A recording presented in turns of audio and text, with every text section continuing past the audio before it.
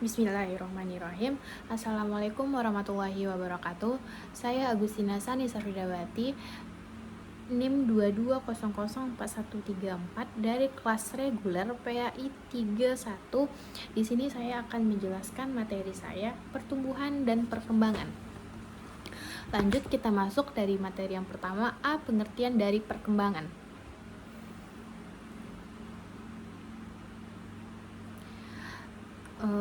Perkembangan. Dalam penjelasan teori perkembangan terdapat perbedaan di dalam memahami apa yang termasuk dalam perkembangan dan mengenai cara berkembang secara langsung. Ada prinsip umum didukung semua para ahli. Yang pertama itu manusia berkembang dalam tingkatan yang berbeda. Yang kedua, perkembangan relatif runtun. Yang ketiga, perkembangan berjalan secara gradual.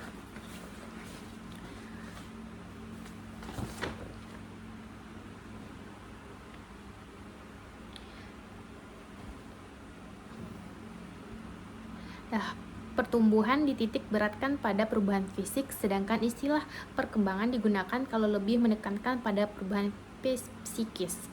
Sebagaimana Marx dan kawan-kawan menuliskan istilah pertumbuhan khususnya dimaksudkan bagi pertumbuhan dalam ukuran-ukuran badan dan fungsi fisik tersendiri. Lanjut, bagian B, yaitu teori-teori perkembangan. Yang pertama ada dari teori nativisme atau teori yang berorientasi pada biologi. Nativisme pembawaan yang ajarannya memandang manusia, anak manusia sejak lahir telah membawa sesuatu kekuatan yang disebut potensi atau dasar. Aliran nativisme ini bertolak dari lebih tradisional yang menekankan kemampuan dalam diri anak, sehingga faktor lingkungan, termasuk faktor lingkungan, kurang berpengaruh terhadap perkembangan anak dalam proses pembelajaran. Bagi nativisme sendiri, lingkungan sekitar tidak ada arti, sebab lingkungan tidak akan berdaya dalam mempengaruhi perkembangan anak. Penganut pandangan ini menyatakan bahwa jika memiliki pembawaan jahat, maka dia akan menjadi jahat. Sebaliknya, jika pembawaan diri anak itu baik, jadi anak tersebut akan menjadi anak yang baik. Yang kedua itu ada dari teori empirisme atau teori lingkungan. Aliran empirisme bertentangan dengan paham aliran nativisme. Empirisme, empiri pengelawanan, tidak mengakui adanya pembawaan atau potensi di bawah lahir. Dengan kata lain, bahwa anak manusia itu lahir dalam keadaan suci, dalam pengertian anak bersih, tidak membawa apapun sama sekali. Karena itu, aliran ini berpandang bahwa hasil belajar peserta didik besar berpengaruh pada lingkungan. Kemudian itu ada dari teori konvergensi. Aliran konvergensi berasal dari kata konvergen, artinya bersifat Darwinian, satu menuju titik pertemuan. Aliran ini berpandang bahwa aliran konvergensi berasal dari kata konvergen, artinya bersifat menuju satu titik pertemuan. Aliran ini berpandang bahwa perkembangan individu itu baik dasar, bakat atau keturunan maupun lingkungan tersebut. Kedua-duanya memainkan peranan penting. Bakat sebagai kemungkinan atau disposisi telah ada pada masing-masing individu yang kemudian karena berpengaruh lingkungan yang sesuai dengan kebutuhan untuk perkembangannya, maka kemungkinan itu lalu menjadi kenyataan. Akan tetapi bakat untuk perkembangan tanpa pengaruh lingkungan sesuai dengan kebutuhan perkembangan tersebut. Ketika aliran-aliran pendidikan yakni nativisme, empirisme, dan konvergensi dikaitkan dengan teori belajar mengajar, kelihatan bahwa berkembang.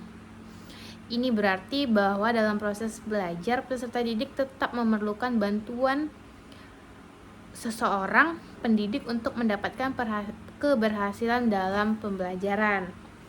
Ketika aliran-aliran pendidikan yakni nativisme, empirisme, dan konvergensi dikaitkan dengan teori belajar mengajar, kelihatan bahwa kedua aliran yang telah disebutkan nativisme, empirisme mempunyai kelemahan. Adapun kelemahan yang dimaksudkan, yang pertama sifatnya eksklusif dengan cirinya ekstrim berat sebelah. Sedangkan aliran yang terakhir, konvergensi, pada umumnya diterima secara luas sebagai pandangan yang tepat dalam memahami tumbuh kembang seorang peserta didik dalam kegiatan belajar. Ada dari teori Piaget. Piaget menganggap perkembangan sepanjang waktu sebagai sebuah kemajuan tingkat. Ia percaya bahwa semua anak muda atau orang muda melalui 4 tingkatan perkembangan kognitif yang sama dalam masa perkembangannya. Selanjutnya, mereka melalui tingkat-tingkatan yang sama dengan cara yang sungguh sama. 4 tingkatan kognitif yang dikemukakan Piaget. Yang pertama itu ada masa bayi atau masa balita. Tingkat sensomotori. Periode perkembangan pada tingkat ini didasarkan pada informasi yang diperoleh dari indera atau solusi sensori dan dari tindakan atau gerakan tubuh motorik bayi. Berikutnya ada masa anak-anak awal. Tingkat pra-operasional. Sensorik sangat tidak efektif untuk perencanaan. Menurut Piaget, langkah awal tindakan berpikir adalah internalisasi tindakan. Pada akhirnya, tingkat sensomotor menggunakan banyak skema tindakan. Anak dapat tingkat operasional konkret. Pada masa ini, anak bergerak maju berpikir secara logis. Kemudian yang C ada mendeskripsikan tingkat pemikiran setiap pakai anak. Karakter dasar tingkat anak itu yang pertama ada stabilisasi logis dunia fisik. Itu mengacu pada kemampuan anak-anak untuk memahami pemahaman konsisten tentang dunia fisik seiring pertumbuhan dan perkembangannya sendiri. Yang kedua ada fakta diubah atau bahwa elemen-elemen diinformasikan dan tetap banyak menjaga banyak karakter asli. Konsep ini sendiri mencairkan cara anak mulai memahami perubahan dan transformasi darah dunia fisik dengan perkembangannya. Yang ketiga itu ada bahwa perubahan-perubahan dibalik merujuk pada pemahaman anak bahwa jumlah karakter dari sesuatu objek atau zat tetap konsisten. Yang D itu ada tingkat operasional frontal. Pada tingkat operasional ini karakter operasi terlebih dahulu, terus menguatkan pemikiran formal adalah operasi formal mencakup pada yang ulasan kita kenal sebagai alasan hujah. Kemudian ada teori psikodinamika. Adalah teori yang berupaya menjelaskan hakikat dan perkembangan kepribadian seseorang. Lanjut itu ada C, bagian C-nya macam-macam perkembangan anak.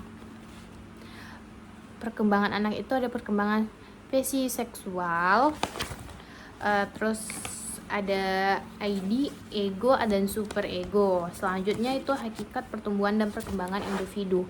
Pertumbuhan individu adalah pertambahannya ukuran fisik, anatomi, dan struktur tubuh dalam artian sebagian atau seluruhnya karena pertambahan jumlah dan ukuran sel tubuh. Dengan demikian terdapat pertambahan secara kuantitatif. Nah, itu tadi mungkin cukup sekian penjelasan dari hasil makalah saya. Semoga ilmu yang saya sampaikan bermanfaat buat teman-teman semua. Lebih dan kurangnya saya mohon maaf. Assalamualaikum warahmatullahi wabarakatuh.